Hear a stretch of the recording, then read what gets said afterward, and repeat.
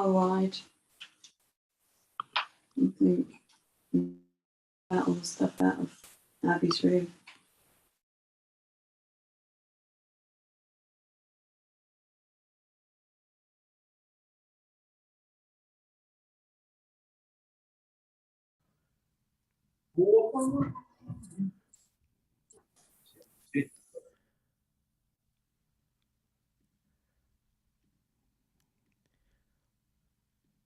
Hello, everyone. Welcome to Non-Duality Live.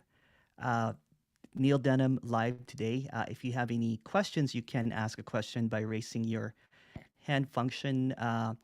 You can also ask a question via chat. We're going to get started now. Neil, go ahead. Welcome. Yeah, thank you, Emerson. Let's just change the view so I can see everyone. There we go. Awesome. Okay, well, hi everyone, and thanks for coming. I guess just a quick introduction. The suggestion is that this is already everything. This is all of it. There's nothing before this. There's nothing after this.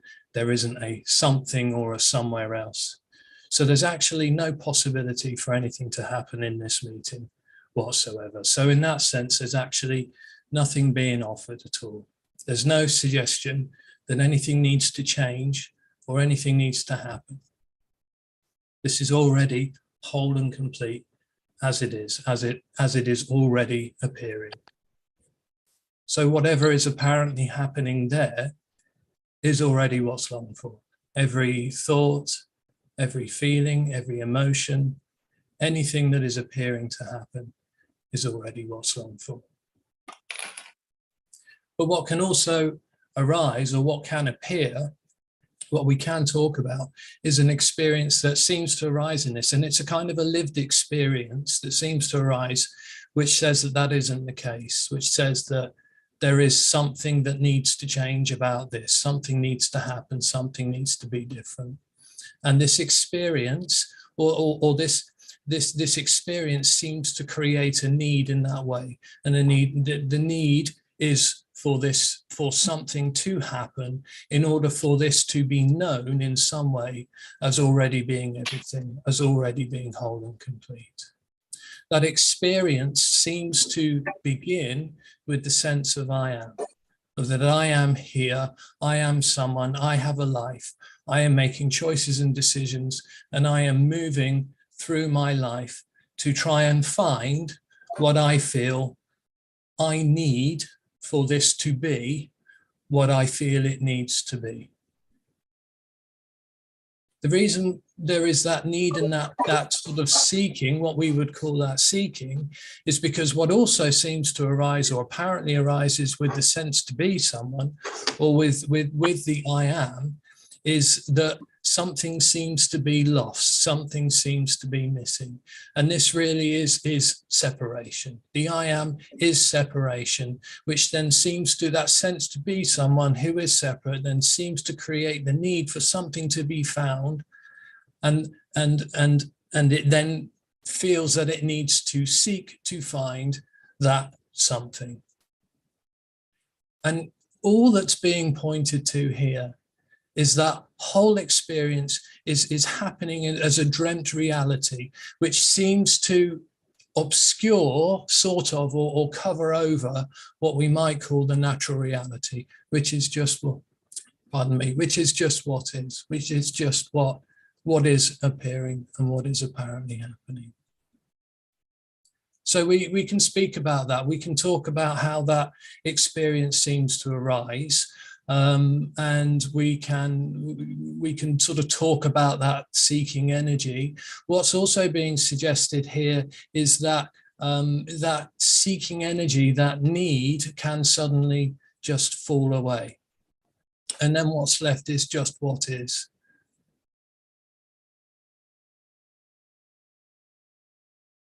So if anyone would like to ask a question about that, or type a question into the chat, then please feel free to do so. Thanks.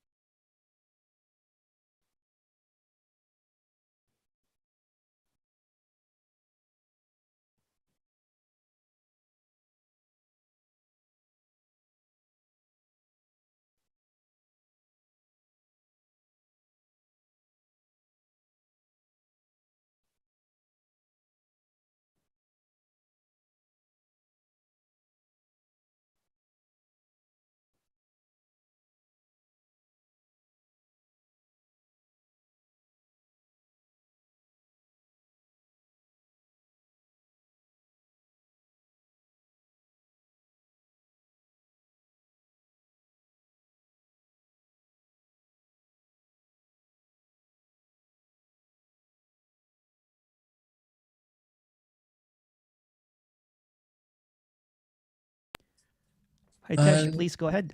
Oh, okay. Yeah. Thanks, Emerson. So my question is that after listening so many talk again and again, kind of peace is there. I have understood it that everything is happening. So my doership is fallen away, but I think I'm seeking because I am watching these videos again and again. Mm. And there is a speakers who are appearing on YouTube, a different speaker, and each speaker I listen and I'm being addicted to that speaker for 3-4 days, and in 3-4 days I have listened all the videos of that speaker. So there is no that urge. The urge is there, but seeking is there, but peace is also there. So I don't understand this state. Mm. Yeah. Well, I mean, what can happen is there can sort of, in a way, be a sense of both.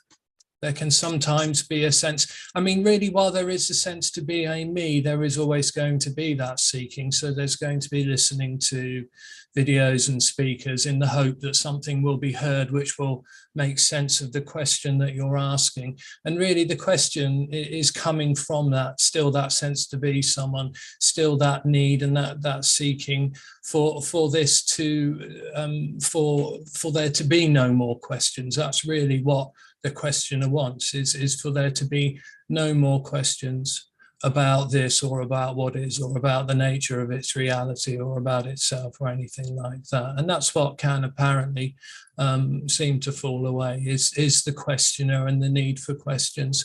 But there can be sometimes there can be, I've heard there can be a sense of both in a way. There can be a sense of what's being communicated here, or what's being sort of communicated in that way.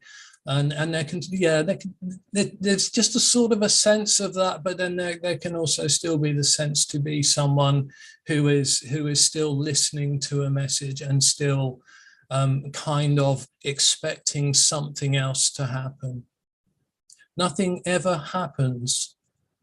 It's just that need, or that seeking, or the idea that something can happen, can just suddenly not be there anymore, but only apparently, because then what's seen in that, with the when the questioner dies, which is what we're really talking about, the apparent death of the questioner, is that it was never real, and that the questions were really coming out of a dreamt experience, that this needs something and that this needs to be known in some way.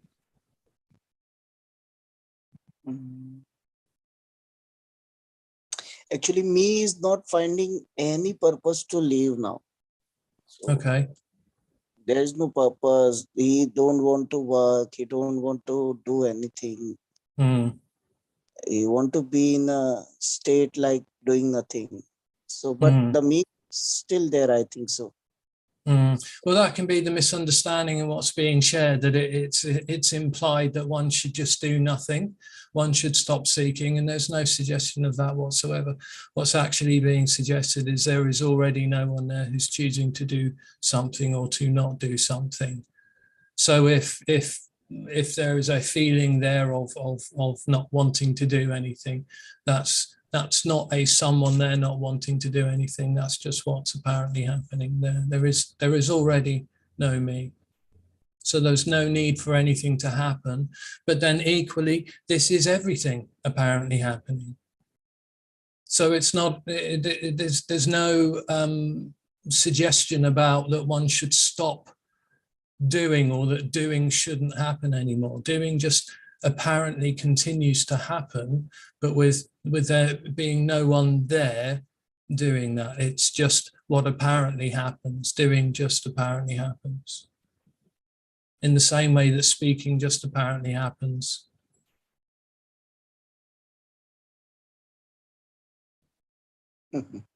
Thank you so much.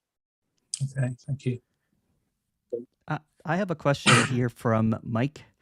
Is it true that nothing exists outside of this room? For example, my mother, who lives 110 kilometers away, does not exist right now. Well, there's just what is appearing.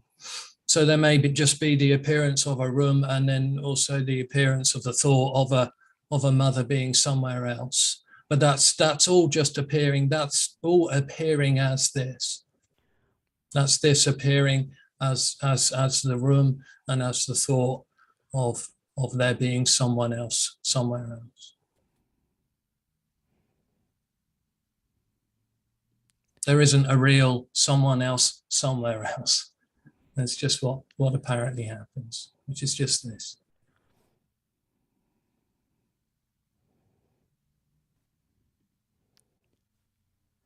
There's another one here. Can you ask Neil to talk about stillness?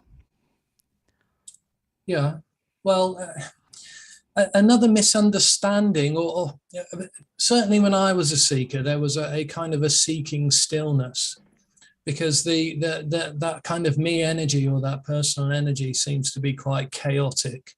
So the person or the me will often want to be involved with kind of teachings about becoming still or being still, because it feels like that being still is going to be the kind of the solution to the problem of itself. The problem of itself is that it is itself, or it appears to be itself, and it's assumed that itself is actually real. So it's not about stillness necessarily, or about being still. Stillness can happen, as I just mentioned, an apparent doing, or not a doership. There's no one doing, but an apparent doing can happen. I don't know if that answers the question. I mean, there may also be an idea behind the question there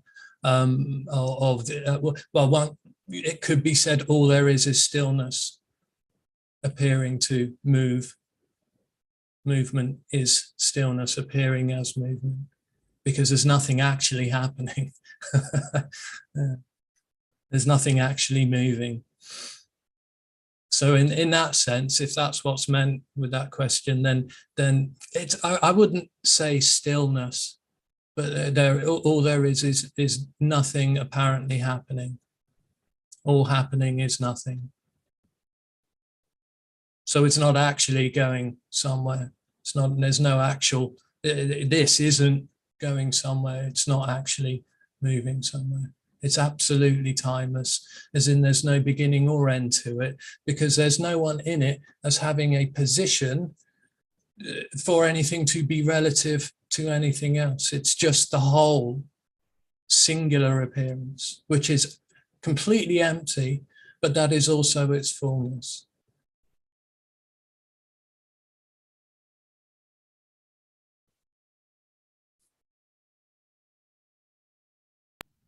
Can you ask Neil to talk about Nisargadatta Raman and what does he think about these teachers?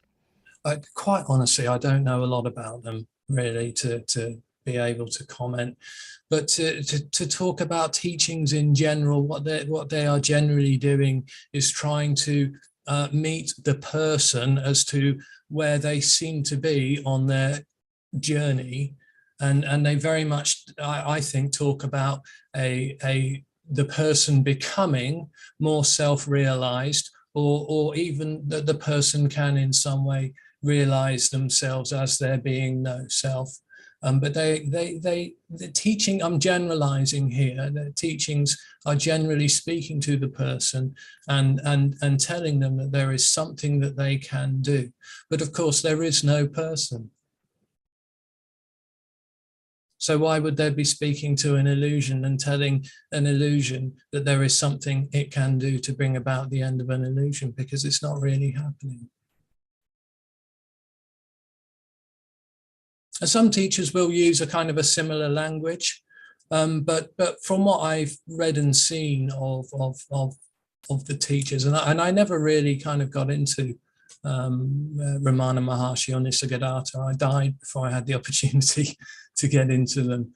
But my sense is that they were talking about some kind of path or some kind of way for there to be a realization of nothing. And that's not what's being suggested here.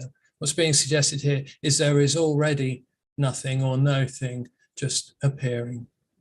Everything is already no thing, and there is already no one. That appearance to be someone, or the appearance to be seeking or on a journey to be looking for something, is also no thing, appearing just in that as that dreamt experience. But it's not real. There is already no one. Another question here from Mike. Does meditation arise for Neil sometimes?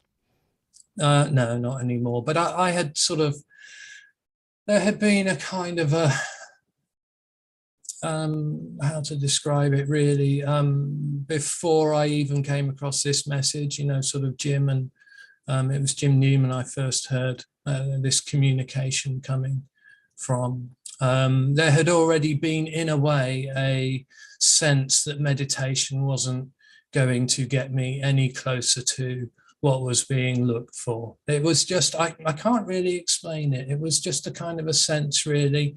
There were still efforts to meditate for a while, but I suppose it had been recognized on some level here that my efforts to meditate, to change what is, or to try and bring about what I was longing for, just couldn't work. I can't really describe it. So when I came across this message, then there was an openness to this, because in some ways, when I heard this message and heard the communication, it just kind of joined a lot of the dots. For me at the time, it kind of made sense in a way of what I already suspected, which was that my efforts to bring about what was longed for was in some way hiding it, or in some way was keeping me locked into the idea that I could bring about wholeness, or what was sought, or this, or the natural reality, if you like.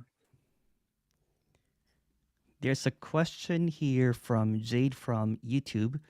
Hi, Neil. Why do I feel like I know what you are describing? Yeah, I know what you mean. I can't describe that to you in the same way that you won't be able to describe that to me either. Yeah, it's just a sense. We could call it a resonance, but it's a sense. And I think in some way, just to finish on that, I think in some way, this is known, not by the seeker or not by the knower. In some way, like I was talking about with the sense that meditation at the time when I was still in the dream to be someone, if you like, wasn't going to bring about what I was seeking or what was longed for. In that sort of same way, it was just kind of sensed. Yeah. William, please go ahead. Hi, Neil. Hi, William. So obviously I've heard this message enough times to understand at some kind of conceptual level that there's no one choosing there to talk or not talk. And you probably wouldn't say that there's an intention, or you have like any personal intention in sharing this message.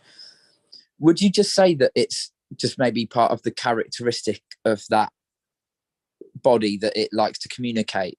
Why these talks seem to happen there, and maybe somebody else who fell away might not? Yeah, I think so. Yeah, I think that would be fair to say. I mean, there is no one here sharing a communication, because this doesn't come from a knowing of any kind.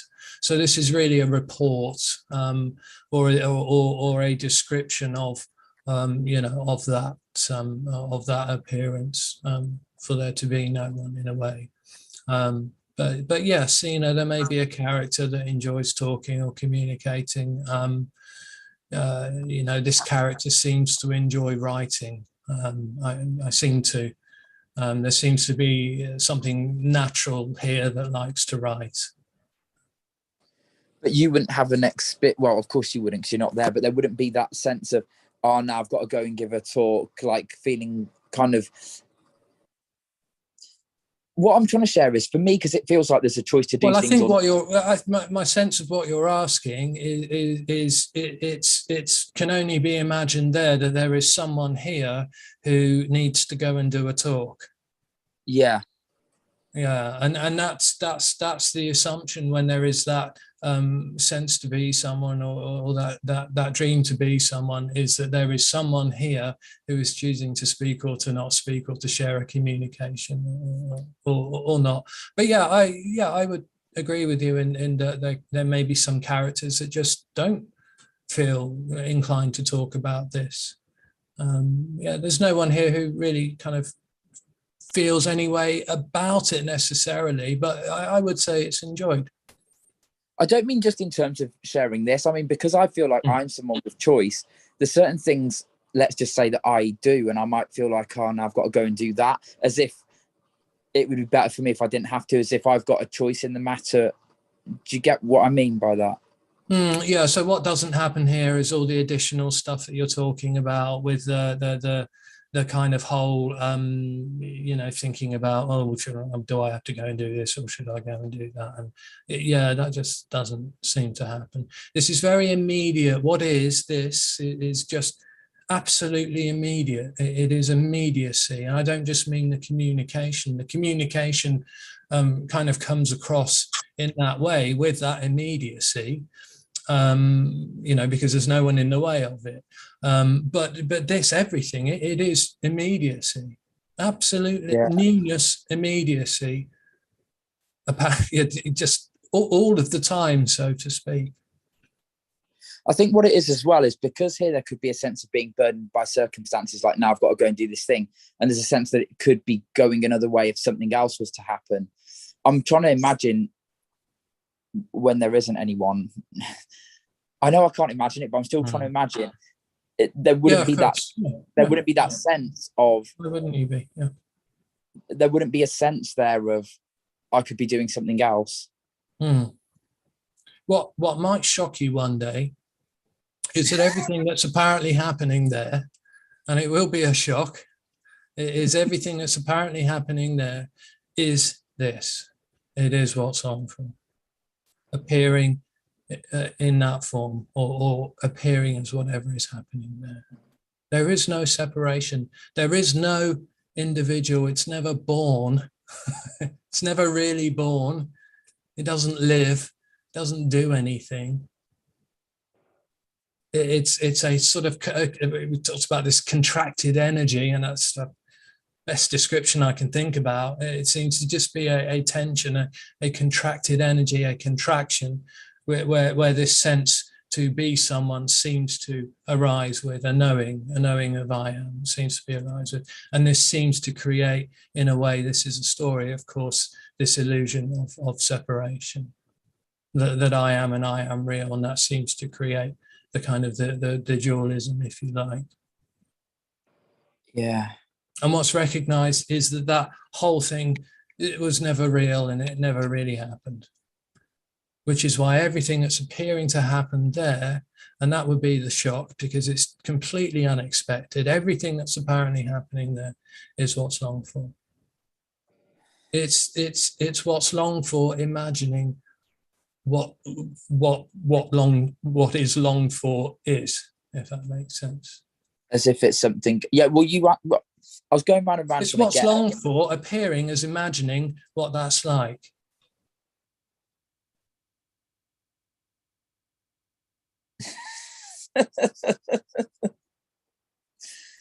Okay, thanks. Thank you. Dario, please go ahead. Hi, Neil. Hi. You're not trying to sell anything, right? Like there's no idea, no anything that you want to give. No. There's no idea. No. So financially speaking, this communication is like the worst thing you can do. In what sense? Like in spirituality, you always have something to sell, but here you don't have anything to sell in a sense. Like there's nothing. Well, I mean, my sense is, I mean, regardless of finances or not, that really that spirituality is selling an idea. And that doesn't necessarily mean in the monetary sense or in the financial sense. It's trying to sell an idea to someone that there is something that they can do in order to find what's longed for. And they were quite often, and I was quite sort of taken up with, ideas about direct path to happiness and peace and all of those kinds of things. So there was the sense of a selling of an idea, of a promise that I could find what I felt was missing or what was longed for. And there are a lot of people on on the spiritual path, and they have their businesses involved with that. But then if this illusion is seen through, then it's kind of like you cannot continue you're doing that. Well, no, the illusion is that there is someone there speaking about spirituality and making a business out of that. There is already no one doing that. That's what's being suggested here. Okay, thank you. So if that's what's apparently happening there, then that's just what's apparently happening there. That's okay. There's nothing wrong with that. Oh. Thank you. I mean, the problem is that the seeker kind of has an idea of what enlightenment or liberation, to use those words. I don't really like to necessarily about what that's like, and it's about it's about being pure and humble and what's the word I'm thinking of? I can't think of it. And all of those kinds of ideas, and that has nothing to do with it. Nothing to do with what's being shared here. Doesn't necessarily mean everyone needs to be a con man or anything like that. If that's what's happening, that's what's happening too. But that's. I think that the seeker just gets kind of very caught up in this idea that it has to, in some way, become pure. It has to, fulfill a certain idea of what freedom is, in a way. And that should be one way or another way. And that has nothing to do with it. This is just if that's what's happening, that's what's happening. Yeah, there are always so many ideas about what this means, but all of this just fantasy. Yes, really, because it comes out of the illusion to be someone who's going to find or become enlightened, or who is going to become free. Absolute unconditional freedom. And because it's unconditional freedom, it can appear as anything. It's already what's happening. So what's already happening there is what's longed for. It is unconditional freedom is what's happening there, appearing as Dario asking a question. So why then calling it freedom?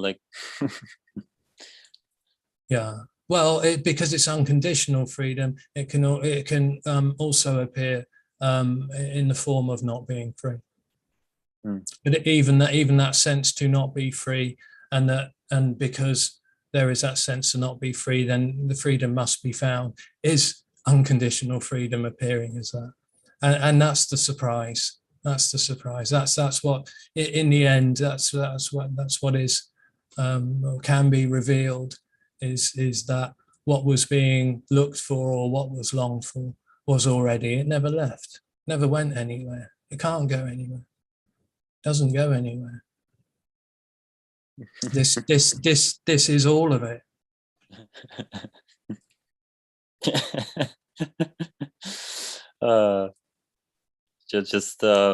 There's just enjoyment here about how the ideas are keep twisting, turning in all directions.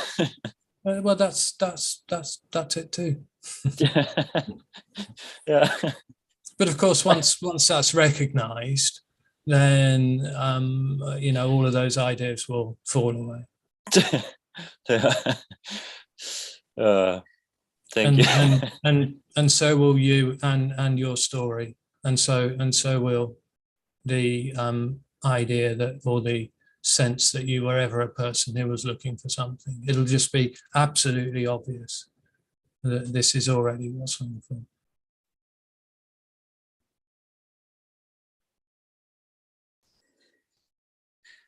Thanks a lot. I have a couple of questions here.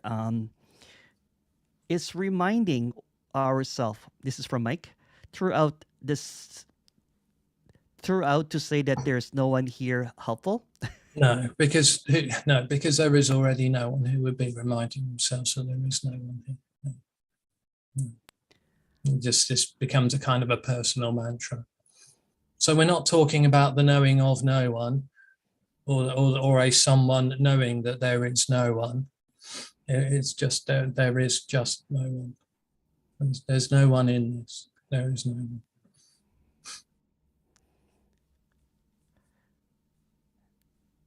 Question here from Hitesh.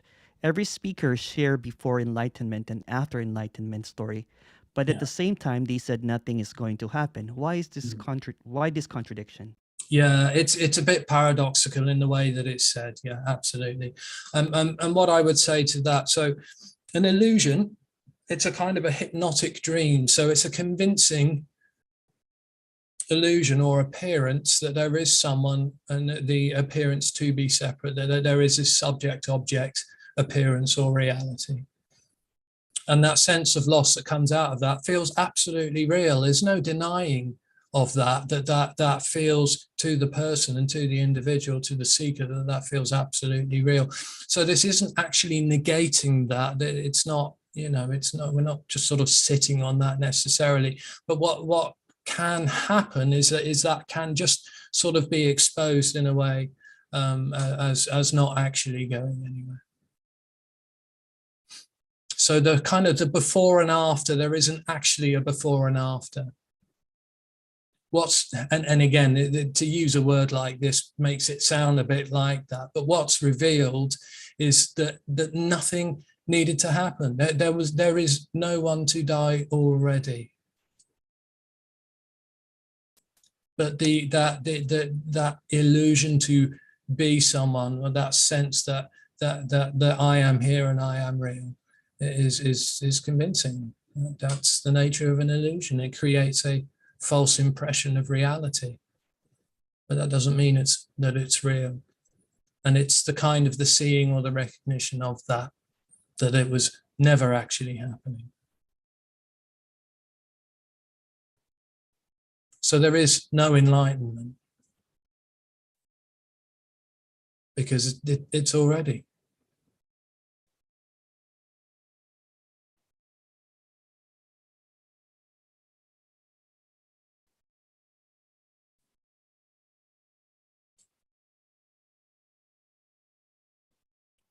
Hi, Neil.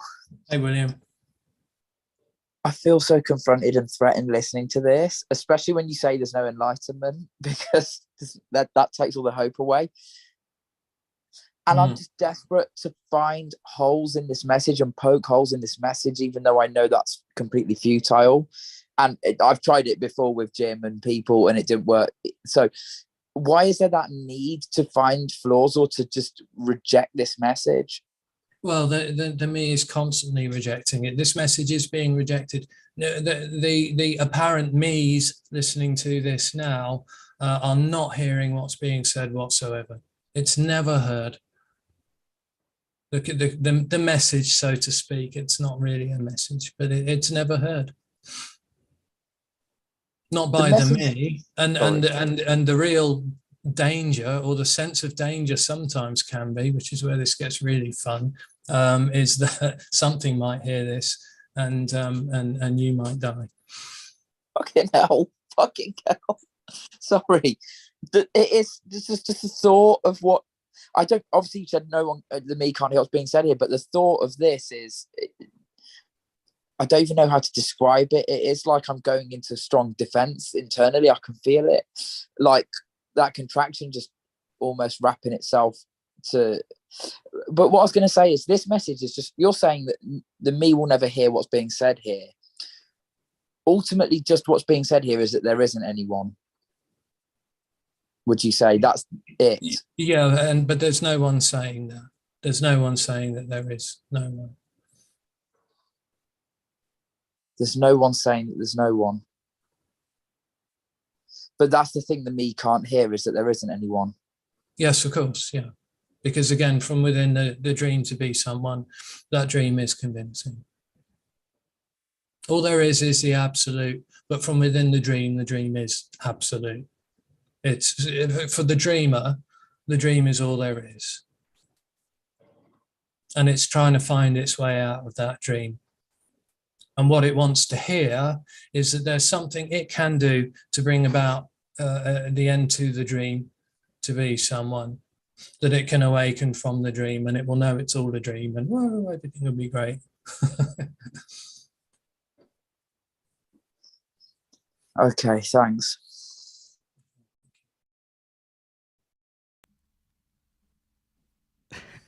The other thing the me does with this message is it'll just turn it into something else. It'll think it's heard what's being said, and it'll sort of fit it into its own kind of story as to what it thinks is being suggested here or what's being shared here. But it never hears. The me never hears this. But it can be heard. I would just say that it can be heard. But then what will also be revealed in that is that it had nothing to do with the message.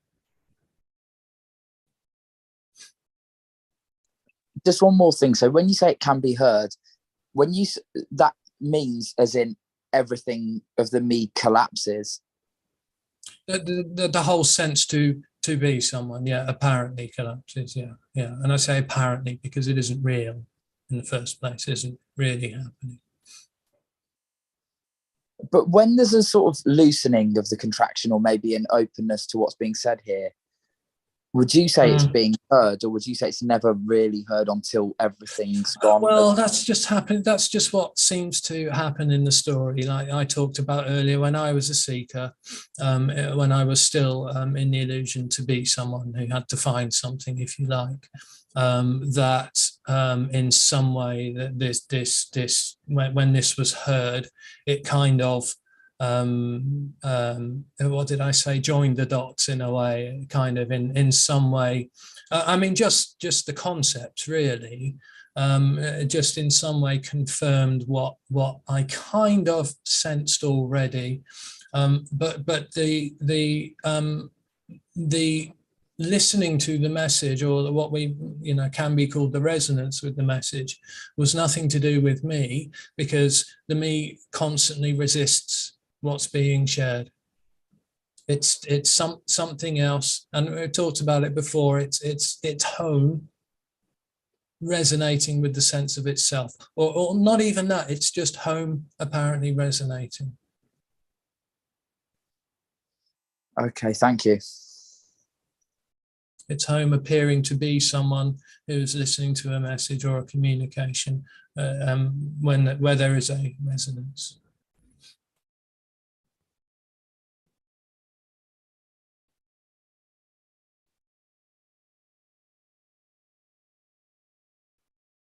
There's a question here from Mike. So is there absolutely nothing to do? Whatever happens, happens, and it's all good. Sorry, say that again, Emerson. I was just for sure. Message in the chat. Yeah. So is there absolutely nothing to do? Whatever happens, happens, and it's all good. This is from Mike. If you want to add something to that, Mike. Well, there's no one to do it. There's no one doing anything.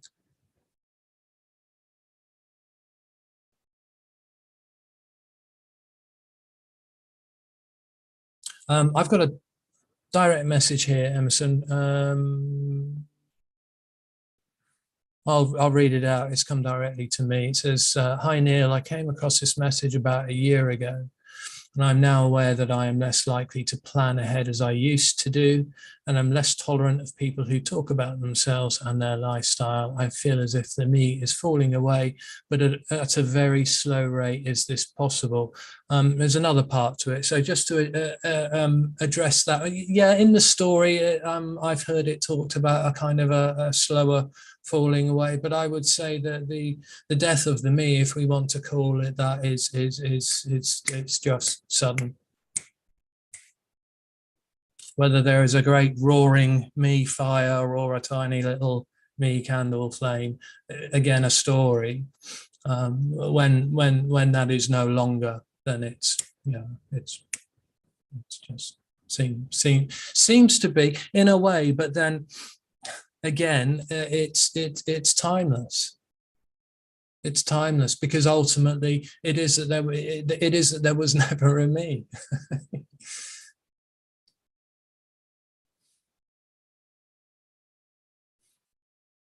And the next part is many speakers on this subject talk about a sudden falling away of the me. Can the falling away vary from person to person? Well, I think I already answered that. Thank you.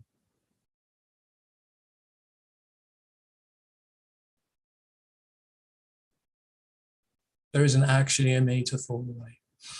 That's the surprise. That's the surprise for no one.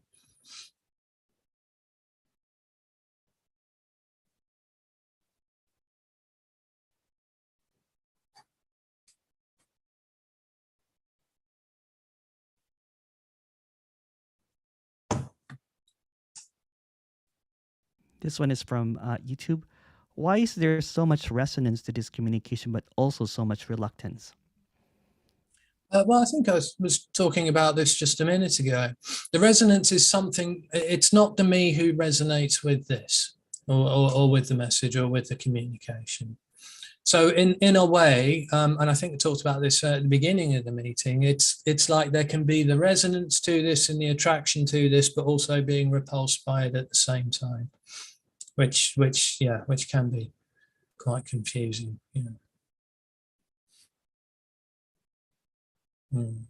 But I think ultimately, if this is resonated with, it's just there's an undeniability to it.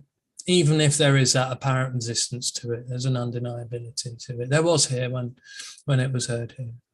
It was just, I couldn't describe it. There was just an undeniability about it. But I would say, if we want to use a word, that was something energetic. It wasn't to do with the words, because the words are repulsive.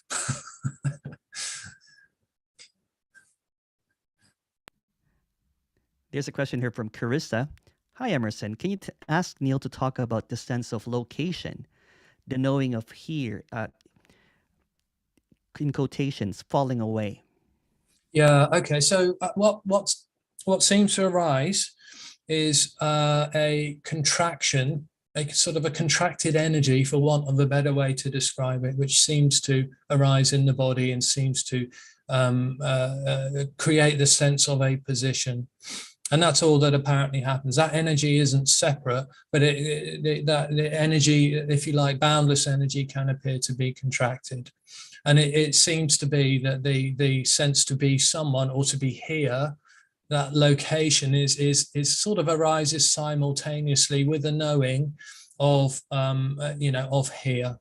It's a kind of a known sort of felt sense to be here. And then what then sort of in the story sort of comes from that is the, well, what is here? Well, I am here. This is me. I am here, and that's you over there.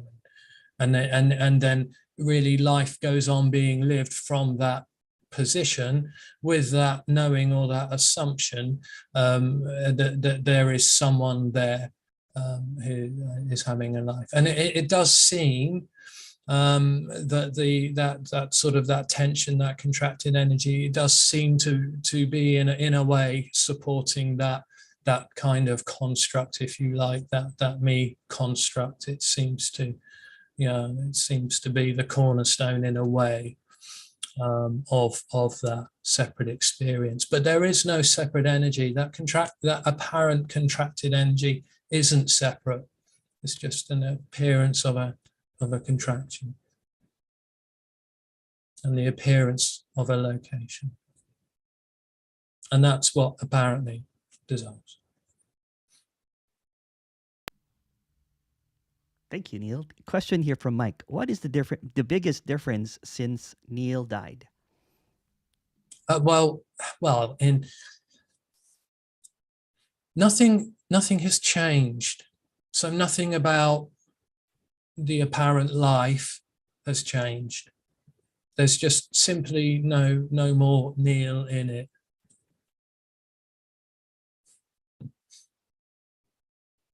So Neil is there is no longer the sense to be Neil having a life. There is just life or aliveness just apparently happening, just for no one. And what dies in a way is the need for life to appear in another way, as something else. So in a sense, that's profoundly different, but nothing ever really changed.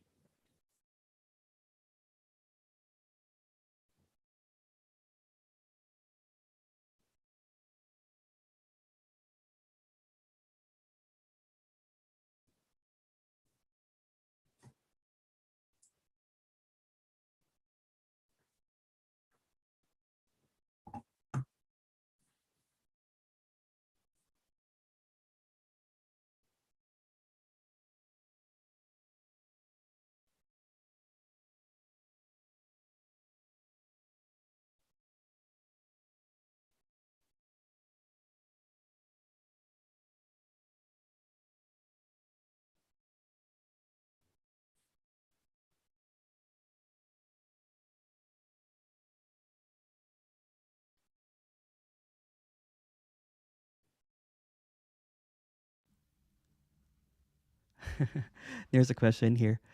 Can you ask Neil if he talks to Jim Newman regularly, and does he consider him a mentor? I talk to him now and again. Yeah, not usually for very long. No, there's just that whole no, there's just no dynamic to this in that way. No, I mean, there's no one there. I mean, it's just yeah, yeah. There's no yeah. I mean, there can't help but be for the seeker a looking at someone communicating a message because they see someone there who is communicating a message, or I'm sure that it's perceived that I found something or discovered something or something's happened to me that hasn't happened to you, so to speak, and that's just not the case at all. So there's absolutely no mentorship or anything in that way. I mean, it's just no one. And what's really weird is when the me dies, then it's just clear that there are no other me's anywhere else. There's just an appearance of bodies. So there's no relationship dynamic in that sense anymore. I mean, there can be natural relationship in a way, or a natural friendship, or a natural attraction to a someone and their energy, and that all sort of continues to apparently happen. It's not like walking around being an emotionless robot, but there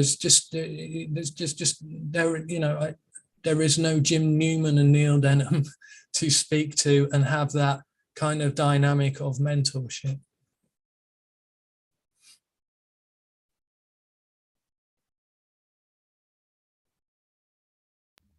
I mean, we've lost everything. This is a loss. This is what we're talking about. So there's nothing meeting something else at all. It's completely it's just gone. That whole sort of dynamic. Question here from Mike. Does less motivation or more laziness arise when the me dies? Can do, yeah. yeah.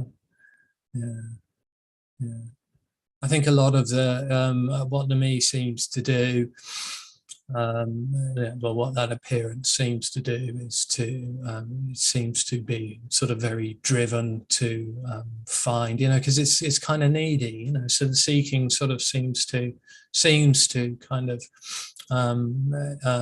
sort of filter out into all areas of life. So yeah, there can just be just a natural kind of, pardon me, relaxation in that way. Yeah. Yeah. So all the kind of seeking activity in a way, which is just the kind of the response to the dream to be someone, that illusion to be separate. It sort of becomes in a way apparent that a lot of that energy was being driven by that need, by that sort of seeking need for something to be found in some way. Question here from David. Hi, Emerson. Is the contracted energy a static energy within the apparent body, or is it a changeable moving energy? And if so, do we have any influence on the contracted energy? No, absolutely not. I mean, it's not static. That's the thing. There is no real static energy. It's completely wild and free in that sense, and in a way so wild and free that it also can appear to be contracted in that way. But that's complete chaos just appearing as the form of contraction. So when we talk about a contracted energy, and we're sort of going down a story a little bit with this, it's just complete wild free energy appearing as contraction, but that contraction is still that wild and free energy. So it's not static at all. There's nothing static, and there's nothing actually fixed or real at all in that sense. It's just appearing as a form, but the form, if you like, or the appearance is no longer experienced to be something real or something static.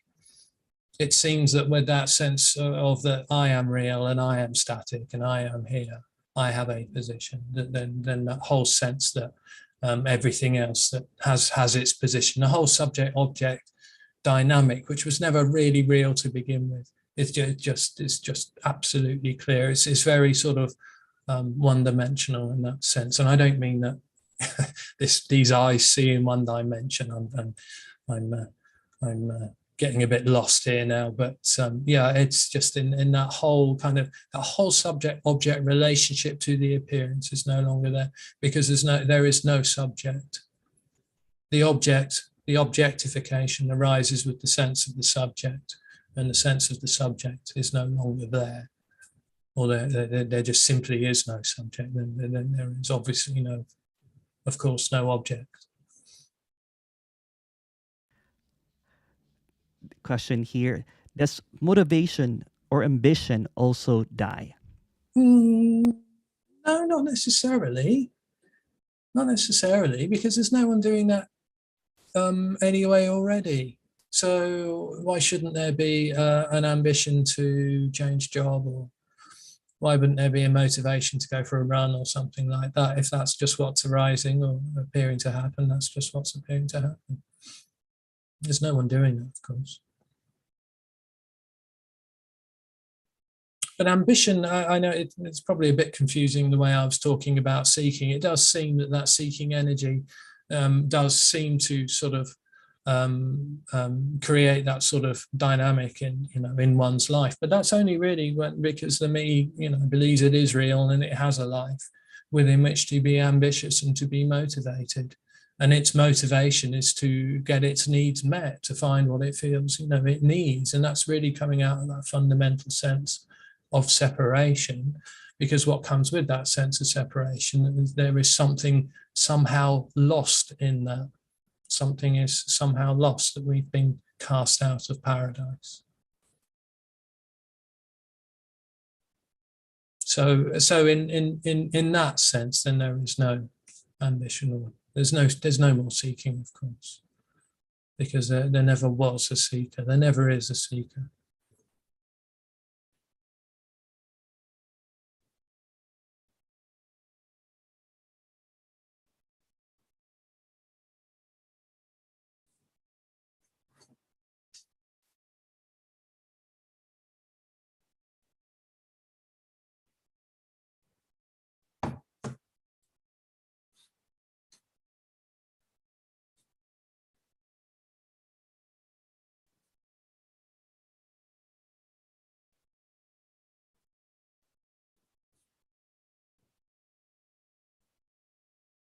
There's a question here from YouTube from Mikey. Do you believe in the beloved? No, there's no one here to believe in something called the beloved. I know that's something that Tony uses, the beloved. And I think he would say that that's just a part of his character, and it's a kind of an affectionate term for what is, or this, or the natural reality.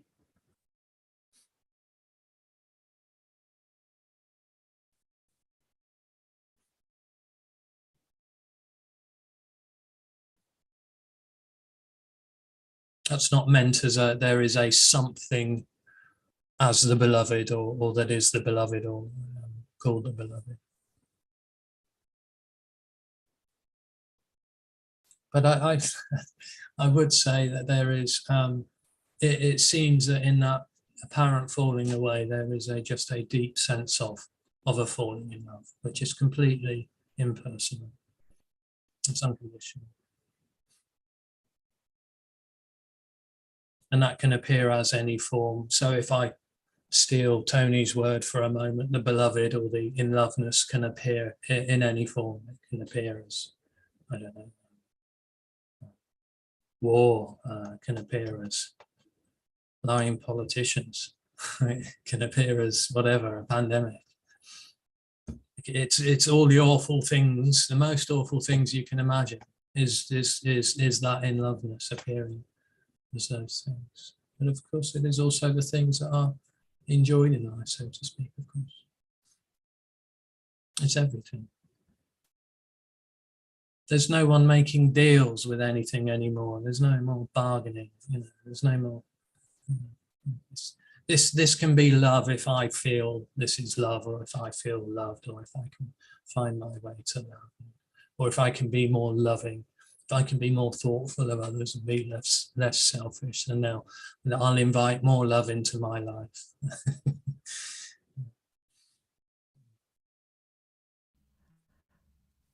Question here from Mike. Any more books soon from Neil? Oh, not really at the moment. No. There's still writing happening, I would say. As I said, there's something kind of natural about this character, if you like, that likes to write, and so there are things being written. And the first book, well, I mean, it was just a kind of an explosion, really, of a natural expressing, I suppose, in a way. It's just something here felt in some way. I really describe it. It was just done, it was just written. More writing was happening, and then it sort of began to look a bit booky. So the more that was written, the more it began to look a bit booky. And then, of course, as it sort of started to come together, there was okay, well, this should be that chapter, and so on, and all of that sort of part to it happens. So there is writing happening. Yeah, that just seems to happen quite a lot here anyway. So yeah, maybe, who knows. Well, thank I'm you. sure there'll be another one at some point. I'm sorry, Emerson. No worries. Well, thank you so much, Neil. Thank you so much, everyone. Someone asked if there's a breakout room. Why not? We'll open it up for an hour. Sure. But just a reminder that Neil has a online retreat coming up in December 11. If you want to check that out, you can go to nanduality.live. Thank you so much, everyone. You can unmute yourself and say bye. Thank you, Neil. Thank you, Neil. Bye. Neil. I'll hang out. Thank you, Neil. Thanks. Nick. Thank you.